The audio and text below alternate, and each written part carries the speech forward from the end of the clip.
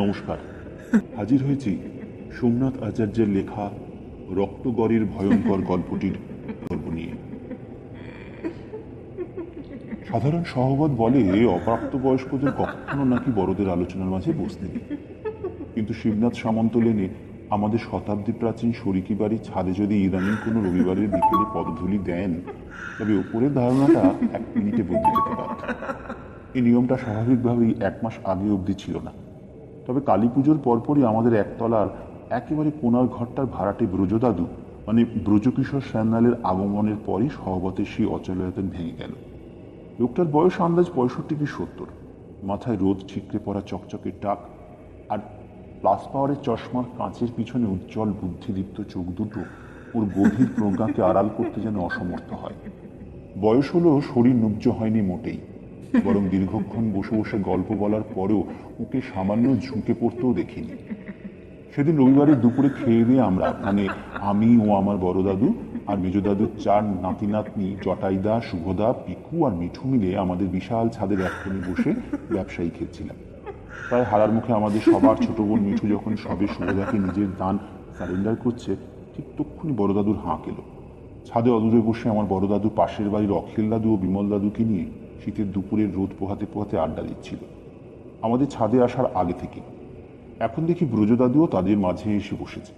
হাঁক শুনে সদল বলে দাদুদের কাছে যেতেই বড় দাদু বলল, গল্প শুনবি তো বসে পড়, ব্রজদা আজ আমাদের সবাইকে গল্প শোনাবেন বলেছেন। বড় দাদুর কথায় আদেশের সুর ছিল নাকি ব্রজদাদুর চোখের চাহনির মধ্যে কোনো এক ইচ্ছে পূরণের স্বাদ অনুভব করলাম কে জানে। সেই অজ্ঞাত টানে ঝপাঝপ আমরা গোল করে ঘিরে বসতেই ব্রজদাদু বলল, রক্তগড়ের নাম বোধহয় কেউ শোনোনি এখানে, তাই না? দাদুদের সকলকে একসঙ্গে মাথা দুলিয়ে না বলতে দেখে আমরাও যথারীতি তাদের অনুকরণ করলাম, আর বুঝলাম এরই মধ্যে ভদ্রলোক উপস্থিত প্রবীণ বন্ধুবর্গকে আপনি থেকে তুমিতে নামিয়ে ফেলেছেন। ব্রজদাদু আমাদের প্রত্যুত্তরে বিশেষ হতাশ না হয়ে আবার বলতে শুরু করল, আমি তখন সদ্য একটা বেসরকারি অফিসের চাকরিতে ইস্তফা দিয়ে হাঁপ ছেড়ে বেঁচেছি। হাতে কাজবাজ নেই, উল্টে বরাত জোরে একখানা লটারি জিতে বেশ কিছু টাকাও হাতে খচখচ করছে তখন। একা চালচুলোহীন মানুষ, এই মোটা টাকা নিয়ে কোথায় কিভাবে সাময়িক অবসর যাপন করা যায় ভাবছি। ঠিক এমন সময় ওই আপিসেরই অন্তরঙ্গ এক বন্ধু একটা মোক্ষম উপায় করে দিলেন আমাকে। রক্তগড়ের ঠিকানা ধরিয়ে দিয়ে বললে, ভাই কিশোর, যেমনটা আশা করছো হয়তো তেমনটাই পাবে। ওখানে ইছামতির কুলে আমার পৈতৃক বাড়িটা অবহেলায় পড়ে আছে দীর্ঘদিন। ভয় হয় জবরদখল হয়ে যায় বুঝি। তুমি বরং নিজের মতো করে যতদিন খুশি ওখানে গিয়ে থাকো। আমি চেষ্টা করে দেখি নতুন করে বাড়িটা বিক্রির ব্যবস্থা করা যায় কিনা। এ যেন হাতে পূর্ণিমার গোটা চাঁদটাই পেয়ে যাওয়ার জোগাড়। এমন ভালো সুযোগ মোটেই ছাড়ার নয়। কাজেই সামান্য তল্পিতল্পা গুছিয়ে এরকমই শীতকালের এক সকালে চড়ে বসলাম হাসনাবাদের ট্রেনে। টাকি থেকে আরও বেশ অনেকটা পথ ভ্যান রিক্সার পর হেঁটে গিয়ে তবে গিয়ে আদি বটতলা ছাড়িয়ে পরে রক্তগড়ের মাঠ। বিশাল সে মাঠ, বুঝি আমাদের কলকাতার গড়ের মাঠ এঁটে যাবে এমনি তার আয়তন। সেই মাঠের সীমানা নির্দেশ করছে বুড়িরোবার খাল, আর সেই খালের ওপর হাবু মণ্ডলের পোল পেরিয়ে তবে রক্তগড় গ্রাম। গ্রামের সঙ্গে যোগাযোগের একমাত্র মাধ্যম ওই ব্রিটিশ আমলের চওড়া কাঠের সেতু। তবে গ্রামের বাড়িতে পৌঁছে দেখলাম আপিসের বন্ধু যেমনটা বলেছিল মোটেও তেমন নদীর গাঁ ঘেঁষে নয় বাড়িটা, বরং ইছামতির অবস্থান রক্তগড় গ্রামের পিছনে আরও প্রায় 1/2 মাইল ব্যাপী ছড়িয়ে থাকা ঘন জঙ্গলের পর। বেশ বুঝলাম থাকতে দেওয়ার আছিলায় বন্ধু আমাকে তার পৈতৃক বাড়ির বিনে পয়সার কেয়ারটেকার নিযুক্ত করেছে। যাকে তাতে দুঃখ নেই মোটে, কেননা শহরের ইট পাথরের জঙ্গলে হাঁপিয়ে উঠে এমন বাস্তবিক জঙ্গলের সান্নিধ্যে থাকা বড়ই সুখকর। আর বিনে পয়সায় নিজেও যখন বন্ধুর বাড়িতে থাকছি তার পরিবর্তে এটুকু মেনে নেওয়াই যায়। গ্রাম থেকে অনেকটা দূরে সীমান্তরক্ষীদের ক্যাম্প। যখনকার কথা বলছি তখনও ইছামতির ওপাশে আজকের বাংলাদেশের জন্ম হয়নি, তখন পূর্ববঙ্গের নাম পূর্ব পাকিস্তান। আবদ্ধ শহর থেকে অনেকদিন পর এমন খোলা আকাশের নিচে এসে পড়ায় আপনা থেকেই মনটা ভালো হয়ে গেল। তবে কতদিন এখানে মন বসাতে পারবো তা একেবারেই জানা ছিল না। বাউন্ডুলে মানুষ, বুঝতেই পারছো। ছোটবেলায় আমার মাও বলতেন আমার পায়ের তলায় সর্ষে আছে, এক জায়গায় মন বেশি দিন টিকবে না। ছোট হলেও গ্রামের পরিবেশটা বেশ ভালো। হাবু মণ্ডলের পোলের ওপর উঁচু কাঁচা রাস্তার বাকি রয়েছে টিনের ছাউনি দেওয়া একটা প্রাথমিক স্কুল, তার পাশেই একটা স্বাস্থ্যকেন্দ্র। পরে জেনেছি রোববার করে বারাসাত থেকে এক বড় ডাক্তারবাবু ওখানে এসে চিকিৎসা করে যান। গাছগাছালির ছায়া ভরা গ্রামের পথে ঢুকে এক ছোকরাকে ডেকে বলতেই সে আমাকে আমার গন্তব্য পর্যন্ত এগিয়ে দিয়ে আবার দৌড় লাগালো বন্ধুদের সঙ্গে গুলি খেলার আসরে। তখন দুপুর হয়ে এসেছে। মাথার উপর সূর্য আর পেটের ভিতরের আগুন নিয়ে সামনের পলেস্তারাহীন শক্ত টিনের ছাদ দেওয়া একতলা বাড়িটার সামনে দাঁড়িয়ে একটু বিরক্তই হলাম। দীর্ঘদিনের অনাদরে বাড়ির উঠোনে জন্মে রয়েছে আগাছা আর গুমরলতার ঝোপ। এগুলো পরিষ্কার করাও আমার দায় এখন। আর তাছাড়া দূর থেকেই বুঝেছি ঘরের দাওয়ার 2.5-3 হাত উঁচু দেওয়ালটার আড়ালে কোনো একটা প্রাণী যেন ঘাপটি মেরে আছে। প্রতিবেশীদের ঘরগুলো অনেকটাই দূরে দূরে। তার উপর ঘরে ঢোকার আগেই তাদের যাতে বিব্রত না করতে হয় সেই বুঝে শিয়ালদা থেকে শুকনো খাবার আর প্রয়োজনীয় কিছু জিনিস কিনে নিয়েছিলাম। কাজেই হাঁক ডাক না করে একাই এগিয়ে গিয়ে বেশ অবাকই হলাম। দেখি এই ভর দুপুরে দাওয়ার কোণে বসে একটা একতারার গায়ে পরম মমতায় হাত বোলাতে বোলাতে কি যেন বিড় করছে আলখাল্লা পর একটা লোক। মুখ ভর্তি সাদা কালো দাঁড়ি গোফের জঙ্গল, মাথার চুলো ঝাঁকড়া। আমার দেখি লোকটা ভ্রু কুচকে বললে, এক কেরে তুই? বললাম, এ বাড়িতে থাকতে এসেছি, তা তুমি কে? লোকটা বললে, আমারে চিনস না? তারপর আবার কি চিন্তা করে বললে, আমি মির্জা, লোকে আমারে মির্জা ফকির কয়, গান শুনবি? বললাম, শুনবো খন। বলি, তুমি কি এখানেই থাকো? হ, এখানেই থাকি। তোর কোনো আপত্তি আছে? থাকলে কইস, তৈলা যাবো। একটু খ্যাপাটে হলো, বড় স্পষ্টবাদী মানুষ তো। তবে যেটুকু বুঝলাম লোকটা বদ্ধ উন্মাদ নয় মোটেও। পোশাক আশাক পুরনো হলো, নোংরা কিংবা অগোছালোও নয়। অদ্ভুত একটা পরিপাটি ভাব আছে লোকটার মধ্যে। দেখে বেশ মায়াই হলো এবার। এই শীতকালের রাতগুলো তো ওইখানেই থাকে না। না জানি কি ভয়ানক কষ্ট সহ্য হয় এই খোলা যাওয়ায়। বললাম, কোথাও যেতে বলছি না তোমায়, তুমি নিশ্চিন্তে থাকো এখানে। কথাটা বলে তালা খুলতে লাগলাম। ঘরের ভিতরটা বহুদিনের জমাট বাঁধা অন্ধকার আর সাথে গুমোট গন্ধ। সবকটা জানলা খুলে দিয়ে বহুদিনের বদ্ধ বাতাস মুক্ত করে দিলাম।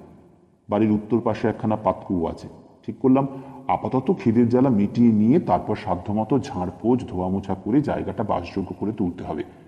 ব্যাগ থেকে শুকনো খাবারগুলো কিছুটা দাওয়ায় ফকিরের জন্য দিতে গিয়ে দেখলাম লোকটা ততক্ষণে কোথাও চুলানো চলে গেছে। এরপর মাস দুয়েকের মধ্যেই কখন জানি রক্ত করে আপন মানুষ হয়ে উঠলাম। গ্রামের জাত ধর্ম নির্বিশেষে মানুষজন এতটাই মিলেমিশে থাকে, এখানে যে কোশমিনকালেও এদের মধ্যে কোনো ঝুটঝামেলা হয়েছে কিনা সন্দেহ হয়। শহুরে শিক্ষিত মানুষ বলে বেশ খাতির যত্ন পেতে লাগলাম। সেই সূত্রে গ্রামের জনাচারেক মেধাবী ছাত্রের সঙ্গে পাশের গ্রাম বিজলিপুরের 5 জন ছাত্র জুটি নিয়ে শুরু করলাম টিউশনি। তখনকার দিনে কতই বা উপার্জন হয় এতে। তবুও ছেলেগুলোর সাথে তাদের পরিবারেরও আগ্রহ দেখে আমি ভীষণ উৎসাহে নেমে পড়লাম। আরও একটা বিশেষ কারণে পরিচিতির একটা জায়গা পেলাম, তা হলো আমার হোমিওপ্যাথি আর আয়ুর্বেদের বিদ্যা। শখের পুঁথি পড়া জ্ঞান দিয়ে বুড়ো বুড়িদের বাতের যন্ত্রণা, অম্লশূল, হজমের গণ্ডগোল এসবের মতো ছোটোখাটো সমস্যার কম বেশি নিরাময় করার আড়ালে কিংবা প্রকাশ্যে কুব্রেজ মশাই, ব্রজ ডাক্তার জাতীয় সম্ভাষণগুলো কানে আসতো। বলাই বাহুল্য, এতে মনে মনে বেশ একটা গর্ববোধ হতো।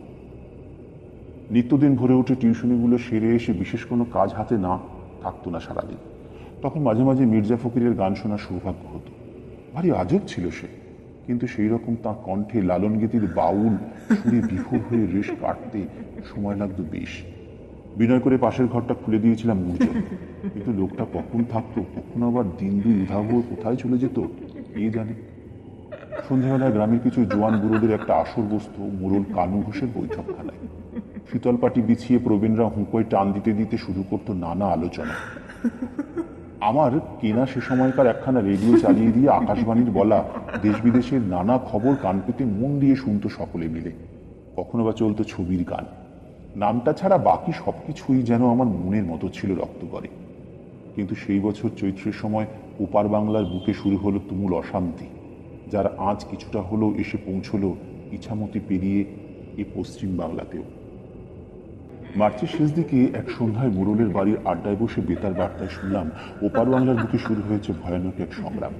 পশ্চিম পাকিস্তানের প্রভুত্বের বিরুদ্ধে মুক্তিযুদ্ধে গর্জে উঠেছে সীমান্তের অপর পারে বাঙালিরা। বিপক্ষে চলেছে শাসক শ্রেণীর দমন অভিযান, যার নাম অপারেশন সার্চলাইট।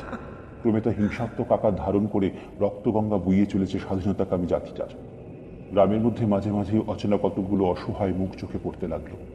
তারা সব নদী পার করে এদিকে চলে আসা ছিন্নমূল বাস্তুহারা।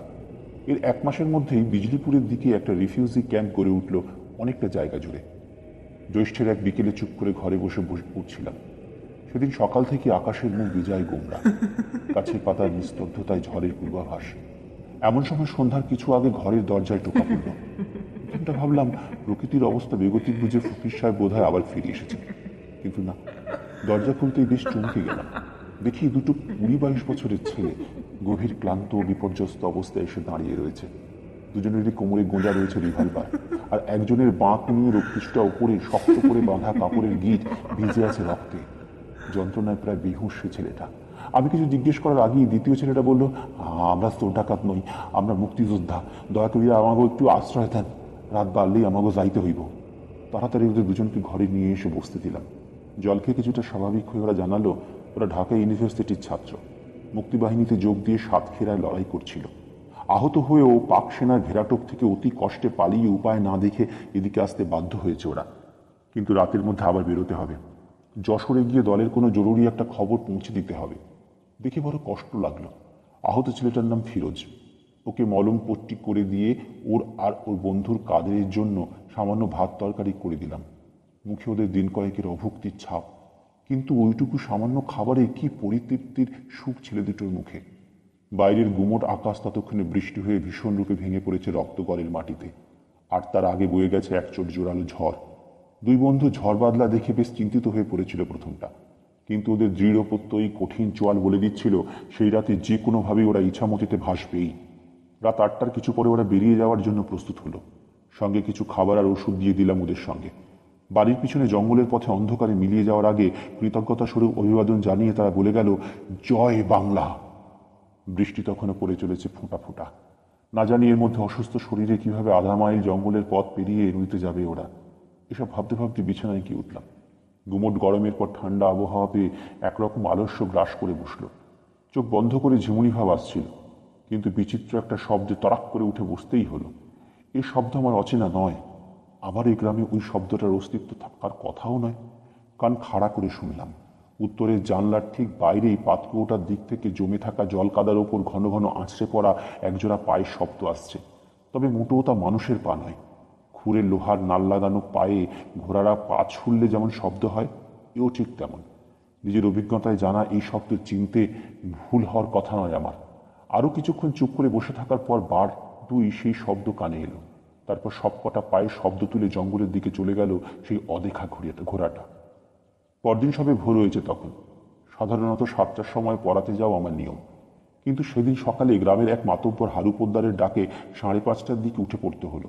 লোকটার মুখে চোখে দারুণ একটা ভয়। কি ব্যাপার জিজ্ঞেস করা সে বলল, নদীর ঘাটে এক মারাত্মক কাণ্ড ঘটেছে হে মাস্টার। নিশ্চয়ই কোনো অপ্রত্যাশিত ঘটনা ঘটেছে, যার জন্য লোকটার এমন ভাব। কথা না বাড়িয়ে তাড়াতাড়ি জঙ্গলের মধ্য দিয়ে গিয়ে নদীর দিকে গেলাম। সেখানে এক জায়গায় লোকজনের জটলা, তার মাঝে বিএসএফ এর কয়েকজন ব্যস্তভাবে কী সব যেন বলছে। কোনো রকম লোকজনের ভিড়ে ঢুকে পড়ে যা দেখলাম তা ভাবলে এখনো কেমন যেন গায়ে কাটা দেয়, তেমনি মনটা ভীষণভাবে মোচড় দিয়ে ওঠে। এতদূর বলে থামলেন ব্রজদাদু। লক্ষ্য করলাম কোনো এক অজ্ঞাত কারণে ব্রজদাদুর চোখ দুটো ছলছল করে উঠেছে, একই সঙ্গে কেমন একটা উদাস ভাব। বড়দাদু বলল, ব্রজদা কিছু ভাবছেন বুঝি? উত্তরে ব্রজদাদু চশমাটা খুলে চোখ মুছে নিয়ে বলল, হ্যাঁ, তা যা বলছিলাম। নদীর পাড়ে পৌঁছে দেখি সীমান্তরক্ষীদের নির্দেশে জনা কয়েক লোক মিলে নদীর ধার থেকে দুটো কাদামাখা দেহ তুলে আনছে ওপরে। পোশাকগুলো দেখেই চিনতে পারলাম এরা সেই মুক্তিযোদ্ধা দুই বন্ধু, ফিরোজ আর কাদের। আর আরও চাঞ্চল্যের বিষয় হলো এই যে ওদের দুজনেরই দেহে মুন্ডুর কোনো চিহ্ন নেই। মৃতদেহ দুটো দেখেই যে কেউ ভিমরি খাবে এমনি তাদের অবস্থা। ব্রজদাদুর কথা শুনে সুভদ্রা দারুণ বিস্ময়ের একখানা শব্দ করে কি যেন জিজ্ঞেস করতে যাচ্ছিল, কিন্তু জটাইদার চশমার উপরে কুচকানো ভ্রুজোড়া দেখে মুখের কথাটা নিমেষে আবার গিলে নিল। ব্রজদাদু বলল, বিএসএফ এর আধিকারিকরা নিজেদের মধ্যে কিসব আলোচনা করে ভিড় ফাঁকা করার হুকুম দিলে, তারপর মৃতদেহগুলো ওরা তুলে নিয়ে গেলে। সবার মুখেই এক কথা, ওদের দুজনের মৃত্যু হয়েছে ইছামতির ওই কূলে। নিশ্চয়ই পাক সেনারা হত্যা করে জলে ভাসিয়ে দিয়েছে দুই বন্ধুকে। কি জানি, তাই হবে হয়তো। নদী সাঁতরে ওপারে গিয়ে মারা পড়ে আবার এদিকে ভেসে এসে থাকবে। সকাল সকাল এমন একটা ঘটনায় ভীষণভাবে মুষড়ে পড়লাম। ঠিক করলাম সেদিন আর পড়াতে যাব না।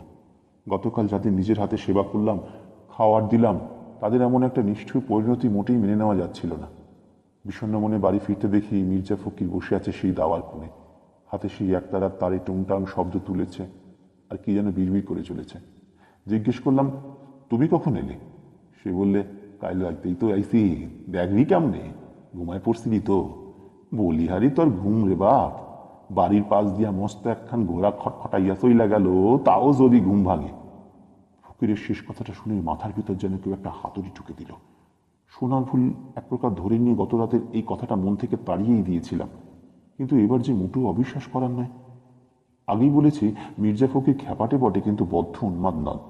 আমি তার মানে একাই শুনিনি সেই ক্ষুরধ্বনি। ওকে বললাম, তুমি দেখেছো সেই ঘোড়া? দেখছি, পরিষ্কার দেখছি। ওই ঘোড়া আর ওর সওয়ারি, ওই সওয়ারি তো তোর অতিথিগুলানের কাইল রাতে খতম করলো। কি কি বলছো কি তুমি? একবারে সত্য কইতেছি রে। রক্তগড়ের ভয় আবার ফিরাইছে, নিস্তার নাই রে, নিস্তার নাই। আমি ফকিরের সামনে বসে পড়লাম। লোক চেপে গেল সেই অজ্ঞাত আততায়ী কথা জানার। ফকির যদি সেই খুনিকে চিনেই থাকে, তবে যেমন করেই হোক দুটো দুঃসাহসী যুবকের হত্যার শাস্তি দেওয়ার চেষ্টা অন্তত করে দেখতেই হবে। বললাম, কি জানো তুমি, খুলে বলো। কিন্তু আমাকে অবাক করে দিয়ে মির্জা ফকির যা শোনালো, তাতে দিনের বেলাতেও সারা শরীর শিহরণ খেলে গেল। এমন এক বিচিত্র বিস্তৃত ইতিহাস, যাকে স্মরণ মাত্রই কেঁপে উঠবে বাচ্চা থেকে বুড়ো সকলের অন্তরাত্মা। সে যা বলল তাই হলো, ইংরেজরা তখন ভালো মতো জাঁকিয়ে বসেছে দেশের মাটিতে। তাদের অত্যাচারে এমনিতেই বাংলার দুর্দশার অন্ত নেই। তার উপর ইছামতির দুই কুলে নতুন ভয়ের রূপ ধরে হাজির হলো দস্যু গিরিজা শঙ্কর। অবিভক্ত বাংলার ত্রাস, গিরি ডাকাত। লোকে বলতো তার শরীরে নাকি বইত বর্গীদের রক্ত, তেমনি তার রক্ত জল করা দাপট। নদীর জলে প্রতিধ্বনিত হওয়া সমবেত ঘোড়ার খুরের আওয়াজে তটস্থ হয়ে পড়তো আশপাশের গ্রাম। যে যার ধনমান আগলে দুয়ারে খিল তুলে ঠকঠক করে কাঁপত। সবসময় ভয়, এই বুঝি গিরি ডাকাতের ক্ষুরধার তরোয়ালের কোপ এসে পড়ল ঘাড়ে। কত যে মানুষের রক্তে ভিজেছে তার শানিত অস্ত্রটা, তার হিসেব নেই। রক্তগড়ের নামই তার সাক্ষী। আর জানে রক্তগড়ের মাঠ, লুঠে ক্ষান্ত হতো না সে। নিঃস্ব মানুষকে জমির দুয়ারে পাঠিয়ে ওই মাঠে কবর দিয়ে তবে তার শান্তি হতো। আজও কখনো মাঠে কোদাল চালিয়ে এদিক ওদিক থেকে উঠে আসে সেই সব হতভাগ্যদের নরকঙ্কাল। সেবার বাধ্য হয়ে ইস্ট ইন্ডিয়া কোম্পানি গিরি ডাকাতের নামে পরোয়ানা জারি করলো, কারণ তাদের লুঠে নেওয়ালো থাবাও দিয়েছে সে। জায়গায় জায়গায় সাহেবদের আদায় করা খাজনার অর্থ হাওয়া হয়ে যাচ্ছে। এবার তাকে সর্বশক্তি দিয়ে দমন না করলেই নয়। গোপন খবর পেয়ে রক্তগড়ের মাঠের সীমায় উপস্থিত হলো ফিরিঙ্গিদের বিশাল এক বাহিনী, সাথে তাদের বন্দুক, বারুদ, গোলা আর কামান। সন্ধ্যা নামতে গিরিজাশঙ্কর যখন নিজের ডাকাত দল নিয়ে মাঠের উপর এসে পৌঁছলো, তখন বুঝে উঠতে পারেনি কি ভয়ানক যুদ্ধে সে নামতে চলেছে। বিশাল মাঠের ফিরিঙ্গিদের চক্রবুদ্ধের মধ্যে প্রথম নিহত হলো গিরি ডাকাতের প্রিয় বাহনটা। অতর্কিত কামানের গোলার আঘাতেই মাথাটা উড়ে গেল সেই সাদা ঘোড়াটা। রাগে দিশাহারা হয়ে এলো পাথারি তলোয়ার চালাতে চালাতে গিরি ডাকাতের একার হাতে মারা পড়ল কোম্পানির প্রায় জনা 30 সৈন্য। ভারী তলোয়ারের কোপে সে দেহগুলো সব কটাই নাকি 2 খণ্ড হয়ে গেছিল। শেষে সব সঙ্গী হারিয়ে একাকী জীবিত সে বন্দী হলো সাহেবদের হাতে, আহত, রক্তাক্ত। মুহূর্তেই তাকে হত্যা করলে মিটে যেতে পারত, কিন্তু তাতে কি আর বিলিতি সাহেবদের গরিমা বজায় থাকে? দৃষ্টান্তমূলক শাস্তি দেওয়া হলো ডাকাতটাকে। আজ যেখানে মাঠের শেষে আদি বটতলা, ঠিক সেইখানে পরদিন বিকেলে উঁচু এক মঞ্চে সর্বসমক্ষে ফাঁসির দড়ি পরানো হলো গিরিজা শঙ্করের গলায়। মৃত্যুর আগেও বিন্দু মাত্র ভয়ের বদলে তীব্র বিদ্বেষ তার চোখে। একসময় গ্রামবাসীদের সামনে যখন দস্যুর পায়ের নিচের পাটাতল সরে গেল, ভারী দেহটা তখন ভীষণ এক ঝটকা খেয়ে মুন্ডু থেকে গেল আলাদা হয়ে। এরপর সাহেবদের কড়া আদেশ সৎকার না করেই বটগাছের নিচে পুঁতে ফেলা হলো সেই মৃতদেহ। তৎকালীন রক্তগড় আর ইছামতির 2 কুল যেন হাঁপ ছেড়ে বাঁচল বহুদিন পর। কিন্তু ওই যে ভাবনার চেয়ে সত্য আরো বেশি ভয়াল। নতুন এক উৎপাত শুরু হলো কিছুদিনের মধ্যেই। গ্রামের পথে ঘাটে পূর্ণিমার ফুটফুটে জ্যোৎস্নায় নতুন করে রক্তের হোলি খেলে যায় কেউ। কে একজন যেন একবার দেখলে পরিষ্কার চাঁদের আলোয় মাঠের উপর দিয়ে দৌড়ে চলেছে এক অলৌকিক ঘোড়সওয়ার। আকাশপানে উঁচিয়ে রাখা তার ডান হাতের তলোয়ারের ডগায় আটকে রয়েছে কোনো একটা মানুষের কাটা মাথা। আরো বিভৎস ব্যাপার হলো যে সেই ঘোড়সওয়ারের নিজের ঘাড়ের উপর মাথার কোনো অস্তিত্ব নেই। দৌড়তে দৌড়তে একসময় আচমকাই হাওয়ায় মিলিয়ে যায় সেই অপচ্ছায়া, আর তলোয়ারের আগার কাটা মুন্ডুটা তখন গড়িয়ে পড়ে যায় মাঠের ওপর। সকলেই বুঝলে মৃত্যুর পরও প্রতিশোধের নেশায় আবার ফিরে এসেছে গিরিজা শঙ্কর। এরকম আনকরা উপদ্রবে সন্ত্রস্ত প্রজারা তড়িঘড়ি হাজির হলো ইছামতির ওপারে ত্রিকালজ্ঞ এক গুণিনের কাছে। মন্ত্র বলে যে কোনো দুর্জয় অপশক্তিকে কাবু করার বিশেষ ক্ষমতাধারী সেই গুণিন গুণে গেঁথে জানালে, যে সন্ধ্যায় গিরি ডাকাতকে ফাঁসি দেওয়া হয় সে সময় আকাশে লেগেছিল আংশিক চন্দ্রগ্রহণ, আর তাতেই মৃত্যুদোষ পেয়ে করাল শক্তির অধিকারী হয়েছে সে। পূর্ণিমার লগ্নে মৃত্যু হওয়ায় প্রতি পূর্ণিমা রাতেই শক্তিমান হয়ে জেগে ওঠে। এভাবেই সে তার রক্ত তৃষ্ণা পূরণ করে চলবে। গুণিন বিধান দিলে এই রকম নৃশংস প্রেতাত্মার মুক্তির জন্য যেভাবেই হোক আগে ওর দেহকে যথাযথ সৎকার করা প্রয়োজন। তারপরেও কিছু বিশেষ তন্ত্র পদ্ধতির মাধ্যমে ওর হাত থেকে নিষ্কৃতি মিলবে। এবার বাদ সাধল শেখানো। ফিরিঙ্গি প্রভুদের চোখের আড়ালে বটগাছের গোড়ায় মৃতদেহ তুলতে গেলে দেখা গেল সেখানে গিরিজাশঙ্করের ছিঁড়ে যাওয়া মাথাটাই নেই। শেয়াল কুকুরের সেটা কোনো সময় যেন মাটি খুঁড়ে তুলে নিয়ে গেছে। গুনিন বুঝিয়ে দিলে কেন সেই ভয়াল মৃত্যুদূত এতদিন ধরে নিরীহ মানুষদের মুণ্ডুচ্ছেদ করে চলেছে। একে তার মৃত্যু পূর্বের ক্ষোভ, তাই আবার পাকে চক্রে নিজে হারিয়ে যাওয়া মুন্ডু খুঁজে পাওয়ার অতৃপ্ত বাসনায় নিরীহ জীবন্ত মানুষদের মাথা কেটে বেড়াচ্ছে সে। কিন্তু এদিকে যে অসম্পূর্ণ মৃতদেহের সৎকারে আত্মার উদ্ধার সম্ভব নয়, তবুও উপায়ন্তর না দেখে আশাহত গুনিন সেইটাই করলে। গিরি ডাকাতের ধর চিতায় জ্বলল বটে, কিন্তু প্রেতকে মন্ত্র বলে বেঁধে দেওয়া হলো সেই বটগাছের গোড়ায়। এতদূর বলে মির্জা ফকির থামলে। এতক্ষণ একটা অদ্ভুত ঘোরের মধ্যে থেকে কেমন একটা অস্বস্তি বোধ হলো। শরীরটাকে বেশ ভার ঠেকল দিনের আলোতেও। ওদিকে আমার সামনে লোকটার মধ্যে কোনো রকম গাম্ভীর্য মোটেই নেই। সেই একই রকম অর্থভোলা মুখ করে আমার দিকে চেয়েই রইল।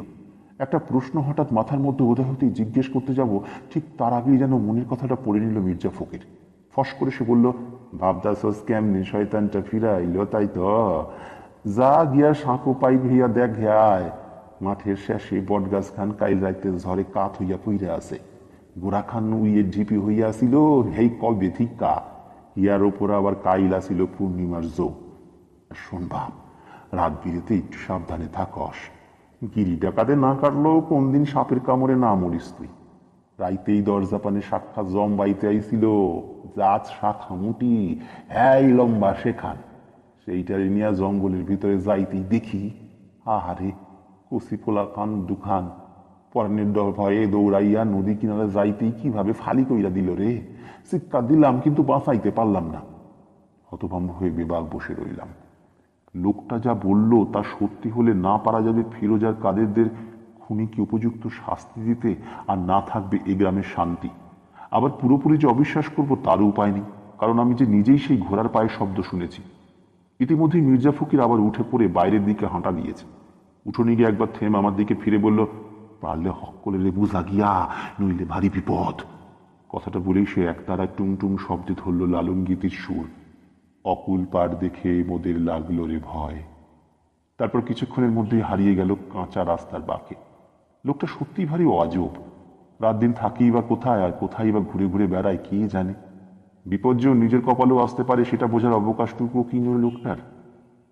সেদিন সন্ধ্যায় কানু ঘোষের বৈঠকে কথার ছলে গিরি ডাকাতের কথাটা পারলাম, কিন্তু এই কথাটা যে মির্জা ফকিরের থেকে জানা কিংবা আমি নিজে সেই প্রেতের উপস্থিতি টের পেয়েছি সেসব আর বললাম না। নয়তো প্রসঙ্গক্রমে পেতাত্মার খুন করতে দেখার ঘটনা হঠাৎ করে প্রকাশ পেলে শান্তিপ্রিয় গ্রামবাসীদের মধ্যে আচমকা উদ্বেগের সৃষ্টি হবে। আগে তারা কি ভাবছে সেটা বোঝা দরকার। কানু ঘোষ, বলাই মণ্ডল আর সেলিম মিয়া গ্রামের এই তিন মান্যিগুণ্যী মানুষ গিরি ডাকাতের নাম শুনেই শিউরে উঠল। বাপ ঠাকুরদার মুখে শোনা এই কিংবদন্তিকে ওরা আজও অব্দি বিজয় সমীহ করে। বটগাছ উপড়ে যাওয়ার ব্যাপারে উপস্থিত সকলেই যে বেশ বিচলিত তাও বুঝলাম।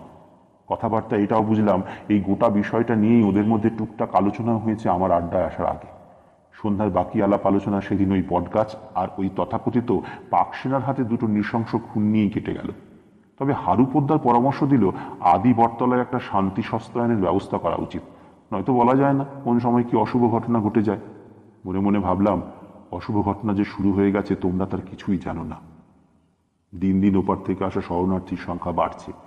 এই অবস্থায় অলুক্ষণে ঘটনার কথা বলে ফেলে ভয় সৃষ্টি না করে তাড়াতাড়ি তার সমাধানে সচেষ্ট হওয়াটাই উচিত।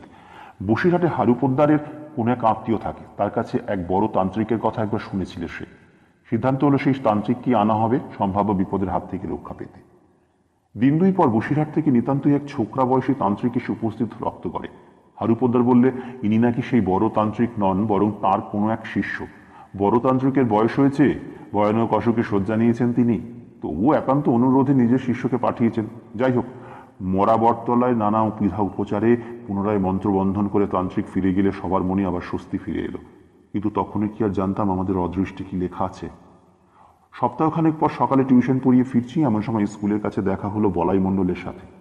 ভারী দুশ্চিন্তাগ্রস্ত মুখে হনহন করে সাইকেল ছুটিয়ে কোথাও একটা চলেছে, সঙ্গে তার একটা বছর 17 কি 18 ছেলে। জিজ্ঞেস করে জানলাম সে চলেছে দূরগ্রামে তার দিদিকে দেখতে। অসুস্থ পৌরা বুঝি এই যায় কি সেই যায়, তাই ছোট ভাইকে একবার শেষ দেখা দেখবার স্বাদ হয়েছে। বলাই মণ্ডলের সঙ্গের কিশোরটাই তাই দিদিরই নাতি। ভোর ভোর এসেছে তাকে খবরটা দিতে। শুনে বেশ খারাপই লাগলো, কি মনে হতে ওদের সঙ্গ নেওয়ার প্রস্তাব দিলাম। এ কথায় যেন বেশ ভরসাই পেল বলাই মণ্ডল। সম্মতি পেয়ে ঝটপট সাইকেলটা ঘুরিয়ে নিয়ে আবার পাড়ি দিলাম ফিরে আসা পথে।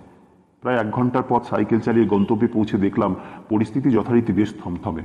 বেলা বেড়েছে। ভাইকে দেখে অসুস্থ দিদির চোখের জল বাঁধ মানে না। ভাইয়েরও একই অবস্থা। কয়েক ঘন্টা দেখে নিয়ে দিদির আরোগ্য কামনা করে তাকে আশ্বস্ত করে আমরা বিদায় নিলাম। আমার পুঁথি পড়া বিদ্যেতে ও অল্প বিস্তর চিকিৎসার অভিজ্ঞতায় যা অনুমান করলাম তাতে বলাই মণ্ডলের দিদি আরও দিন 4 টিকে যাবেন অনায়াসেই। সেদিন বাঘকে কি নিয়তি নিয়ে বেরিয়ে পড়েছিলাম কে জানে। কথায় বলে যেখানে বাঘের ভয় সেখানেই সন্ধ্যা হয়, কিন্তু বাঘের ভয়ের চেয়েও সে যে কি এক অকল্পনীয় ভয় সেই সন্ধ্যায় অঘটনের বেশে আমাদের জন্য ওত পেতে বসেছিল তার কথা ভাবলে এখনো শরীর অবশ হয়ে আসে। রক্তগড়ে সেই ঝড়ে পড়ে যাওয়া আদি বটতলার কাছে পৌঁছতেই আমাদের বিকেল পেরিয়ে গেল। তার উপর এমনিতেই দিদির জন্য মন খারাপে বলাই মণ্ডলের প্যাডেলও যেন গতি নেই। বলা ভালো গরুর গাড়ির চেয়েও মন্দবেগ এগিয়ে যাচ্ছিল আমাদের সাইকেল। কখনো বা আমি ধীরে প্যাডেল করেও এগিয়ে গিয়ে আবার থেমে দাঁড়াচ্ছি বলাই মণ্ডলের জন্য। এভাবে সন্ধ্যা এক প্রকার ঝুঁক করে কামড়ে বসলো দিগন্ত ছোঁয়া মাঠটার ওপর। মাটির ঢাল বেয়ে নেমে গিয়ে পড়ে থাকা বটগাছটিকে পিছনের ফেলে মাঠে নামার সময় গাছটার দিকে তাকালাম একবার। জানি যে ঐতিহাসিক ভয় এই গাছটাকে ঘিরে রয়েছে দীর্ঘকাল যাবৎ। তার কারণে তার একটা শুকনো পাতা অবধি কেউ ছুঁয়ে দেখেনি গত 1 মাসে। কাঠ কেটে নেওয়া তো অনেক দূরের কথা। জ্যোৎস্নার আলোতে গাছটাকে দেখে মনে হচ্ছে যেন শ্রীকৃষ্ণের মরণ কামড়ের শব্দ মৃত্যুপ্রাপ্ত রাক্ষসী পুতানার দৈত্যাকার লাশ পড়ে আছে সামনে। বেশিক্ষণ সেদিকে তাকিয়ে থাকলেও যেন গা ছমছম করে। তান্ত্রিকের মন্ত্রবন্ধনের পর ভয় পাওয়াটা যদিও এহাতি অমূলক, তবুও যে ঘটনার সাক্ষী এ গাছ তা মন না চাইলেও ভয় যেন নিজের গরজে জোর করে এসে ভয় পাবেই। বলাই মণ্ডলকে উঁচু গলায় হেঁকে একবার তাড়া দিলাম। সত্যি কথা বলতে লোকটার মনের ঘোর না কাটলে আমার মনের ভিতর অজ্ঞাত একটা ভয় কেন জানি না একটু একটু করে জাঁকিয়ে বসতে লাগছিল। বোধহয় একেই ষষ্ঠ চেতনা বলে সবাই। যাই হোক, আমার হাতে যেন সম্বিত ফিরল মণ্ডল মশায়ের। অন্ধকার হয়েছে বুঝে আমার সঙ্গে প্যাডেলে চাপ বাড়ালো লোকটা। মুখে কোনো কথা নেই তার। পিছনে পড়ে রইল সেই অভিশপ্ত গাছ। গোটা মাঠটার মধ্যে দূরে সেই বুড়িডোবার খালের সীমা অবধি চাঁদ যেন বিছানা পেতেছে। দিব্যি পরিষ্কার দেখা যাচ্ছে সবকিছু। তিথি নক্ষত্রের বিষয়ে খেয়াল থাকে না সব সময়, তবুও যা ধারণা করছিলাম তাই হলো। বলাই মণ্ডলীকে জিজ্ঞেস করায় সে জানালো আজ পূর্ণিমাই বটে। আর এই বিষয়টা সম্পর্কে নিশ্চিত অবগত হতেই পিঠের উপর দিয়ে যেমন একটা ঠান্ডা স্রোত বয়ে গেল আমার, তেমনি বোধ হয় আমার সঙ্গীরও। গোল গোল কাঁচের চশমার আড়ালে থাকা লোকটার চোখ দুটো আমার মুখের দিকে তাকিয়ে যেন ভীষণ বিস্ফারিত হয়ে উঠল। তবুও ভয়ের কোনো যথাযথ কারণ মোটেও আমাদের দুজনের কাছেই নেই। তাড়াতাড়ি সাইকেল ছোটা হয়ে মাস্টার, বললে লোকটা। আমিও গতি বাড়াতেই পেলাম বাধা। প্রায় যেন মাটি ফুঁড়ে একটা বিটকেল শেয়াল আমাদের সাইকেলের চাকার আড়াআড়ি প্রচণ্ড গতিতে দৌড়ে আসতেই ব্রেক কষলাম আমি। বলাই মণ্ডল হয়তো 1 মুহূর্ত দেরি করেছিল, যে কারণে শেয়ালটা প্রায় ওর চাকার তলায় কেঁদড়ে কিছুটা সরে গিয়ে খ্যাঁক করে একটা শব্দ করলো, যেন আমাদের ব্যঙ্গ করে। তারপর আবার পাঁই পাঁই করে যেমনটা দৌড়ে যাচ্ছিল তেমন করেই দৌড়ে খানিক দূরে গিয়ে থামল। খয়েরি শরীর কালো মনে হলেও চোখ দুটো ওর জ্বলছে। সেই জ্বলন্ত চোখে বার কতেক আকাশের দিকে নাক তুলে গন্ধ নিল কিছু, তারপরই পিলে চমকানো গগন বিদারী একটা ডাক ছাড়লো, হাউ। মনে হলো নিজের কোনো এক প্রভুর উদ্দেশ্যে বলে গেল, তোমার প্রতীক্ষিতরা উপস্থিত, এবার প্রকোপ হাও। বলাই মণ্ডল ভ্যাবাচাকা খেয়ে সাইকেল কাত করে মাঠের মধ্যেই বসে পড়েছিল। চশমাটা তার খুলে পড়েছে। সেইটি খুঁজে দিয়ে আবার সাইকেল এগোতে গিয়ে দেখি পশুটা ততক্ষণে হাওয়া হয়ে গিয়েছে। কিন্তু বলাই মণ্ডলের সাইকেল নিয়ে হলো আরেক কথা। সাইকেলের চেন খুলে ঝুলে আছে। বয়স্ক লোকটা তা তাড়াতাড়ি ঠিক করতে পারবে না জেনেই ওকে দাঁড় করিয়ে রেখে ঝুঁকে পড়লাম সাইকেলের ওপর। কিন্তু কিছুতেই কিছু হয় না।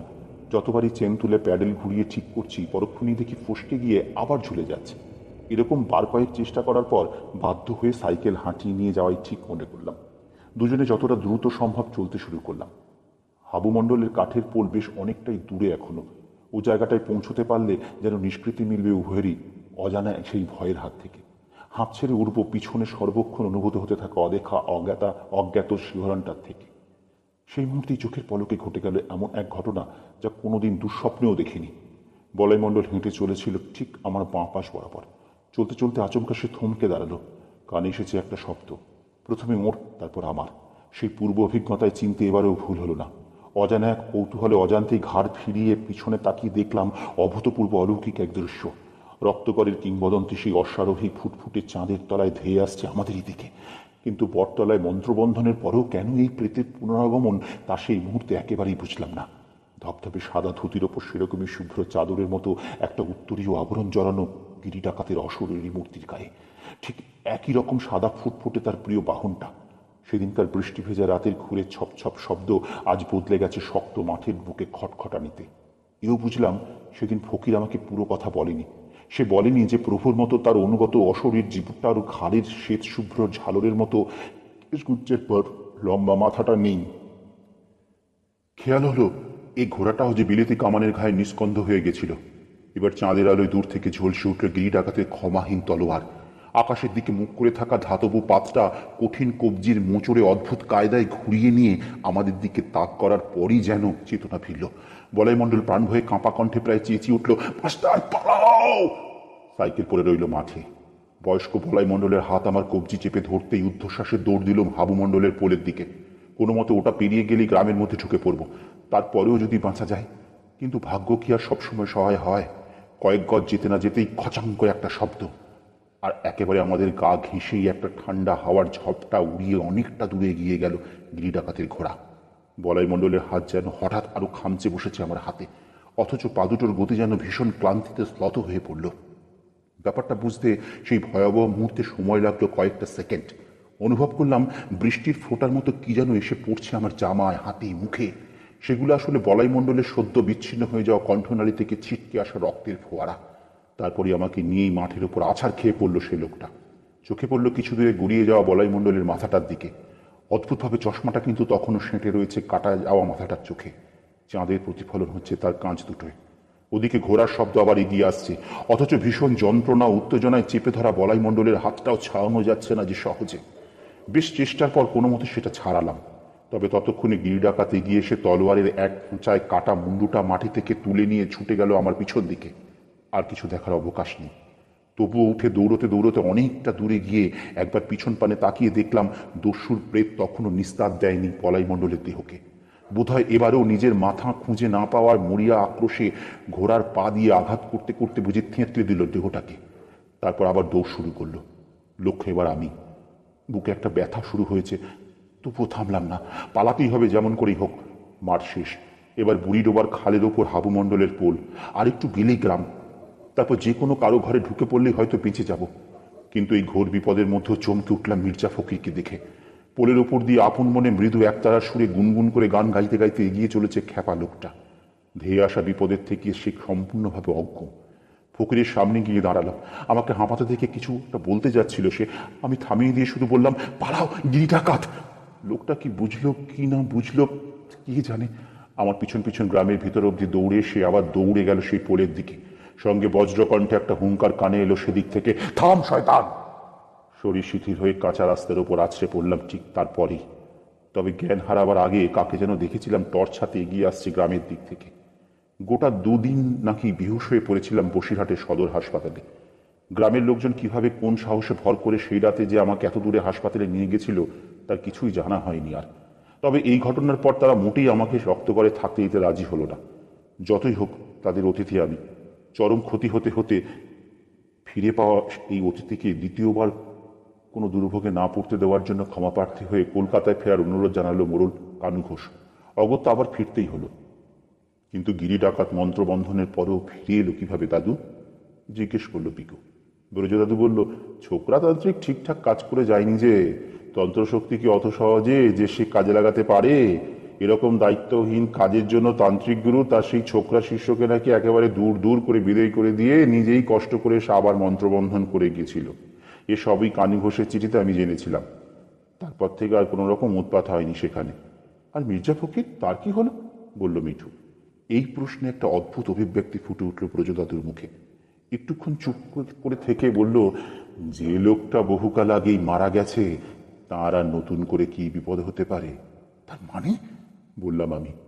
মানে হলো, মির্জা ফকির মারা গেছেন আমার সাথে দেখা হওয়ার অন্তত 100টি বছর আগে। বাউল সম্রাট লালন সাঁইয়ের প্রিয় শিষ্য ছিলেন উনি। ইছামতির এপারে এসে নিজের একখানা আশ্রমও বানিয়েছিলেন রক্তগড়ে, ঠিক আমার বন্ধুর বাড়ির জায়গায়। কিন্তু গিরি ডাকাতের তাণ্ডবে ফকির সাহেবের সেই শান্তির সাধন ক্ষেত্র তছনছ হয়ে যায়। তার সঙ্গীদের নির্মমভাবে হত্যা করে দস্যুটা। এই শোকেই বোধহয় একটু খ্যাপাটে হয়ে যান তিনি। তবে কি জানো, ফকির সাহেবের খবরেই ব্রিটিশদের হাতে ধরা পড়েছিল গিরি ডাকাত। শান্তি সম্প্রীতির সে দূত সেদিন হাবু মণ্ডলের পোলের ওপর না থাকলে আজ হয়তো তোমাদের এই গল্প আমি শোনাতে পারতাম না। সবাই ওকে নাকি দেখতে পায় না। যেমনটা দেখতে পাইনি সেই দুই মুক্তিযোদ্ধা যুবক, যেমনটা দেখতে পাইনি কানু ঘোষ, সেলিম মিয়া, হারু পোদ্দাররা। বড় আক্ষেপ করে সেদিন হাসপাতালে বসে কানু ঘোষ বলেছিল, আমার আগে একমাত্র ওর বাবাই নাকি দেখতে পেত মির্জা ফখরুলের আত্মাকে। উন্নাতা বলেই কারো ক্ষতি উনি তেমন করেন না, তেমনি হয়তো যারা উনি দেখার সৌভাগ্য পায় তাদের উনি সব বিপদ থেকে রক্ষা করেন। রক্তগড়ের স্বাস্থ্যকেন্দ্রের পিছনে যে পবিত্র মাজার আছে সেটা মির্জা ফখরুলের শতাব্দী প্রাচীন সমাধি। কথাটা কোনোভাবে অজানা থেকে গেছিল আমার। গল্প শেষ করতেই একে একে সকলের মুখের দিকে তাকালাম। দাদুদের মতো আমরাও প্রত্যেকেই নির্বাক। শুধু কুঁচকানো ভ্রু নিয়ে জটাই দাদা মুখ খুলল একবার। জটায়ু লালমোহন গাঙ্গুলির মতো সে বলে উঠল, হরেন্দাস ব্যাপার তো অনেকটা যেন স্লিপি হলোর মতো ঘটনার মতো। আপনারা এতক্ষণ শুনছিলেন সোমনাথ আচার্যের লেখা গল্প রক্তগড়ের ভয়ঙ্কর। গল্পটি কেমন লাগলো? নিশ্চয়ই ভালো লেগেছে। ভালো লাগলে শেয়ার করতে ভুলবেন না কিন্তু। ধন্যবাদ।